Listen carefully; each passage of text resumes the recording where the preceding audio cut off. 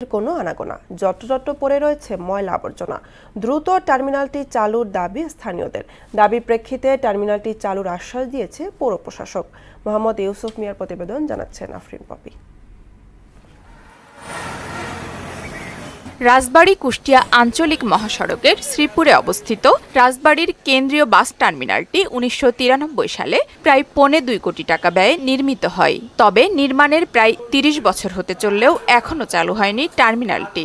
এমনকি মূল ভবন সহ বিভিন্ন স্থানে করা হয় বাস, ট্রাক সহ অন্যান্য যানবাহনের মেরামতের কাজ। দীর্ঘদিন ধরে কার্যক্রম না থাকায় যত্রতত্র পড়ে রয়েছে ময়লা আবর্জনা। ভবনের কক্ষ ব্যবহার না হয় নষ্ট হচ্ছে আসবাবপত্র। পরিত্যক্ত থাকায় সন্ধ্যার পর থেকেই শুরু হয় নানা ধরনের অসামাজিক কার্যকলাপ, বসে মাদক সেবীদের আসর। ব্যবসায়ীরাও ক্ষতিগ্রস্ত হচ্ছেন। সর্বোচ্চ ১ মাস টার্মিনাল চালু অবস্থায় ছিল, তারপরে বিগত এই ৩০ বছর টার্মিনালটা বন্ধ অবস্থায় আছে। টার্মিনালটা একদম বন্ধ হয়ে গেছে, অথচ এখন এই যে পোলাপান হিরোইন গাঁজা গুঁজে খায়, টার্মিনাল আখড়া হয়ে গেছে।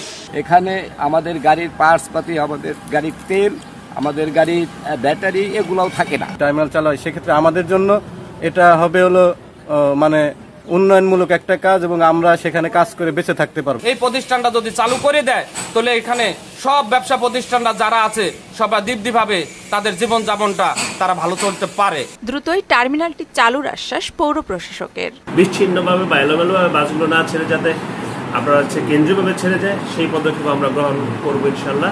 অতীতে যা হয়েছে সেই বিষয়গুলো আমরা, সেই ভুল ত্রুটিগুলো যেটা হয়েছে বা যেই অনিয়মগুলো হয়েছে সেগুলো নিরসনের জন্য আমরা কাজ করব। এমন বাস্তবতায় জেলা শহরের বড়পুল ও নতুন বাজার মুরগির ফার্ম এখন এ অঞ্চলের অলিখিত বাস টার্মিনাল। আফরিন পপি, মোহনা সংবাদ।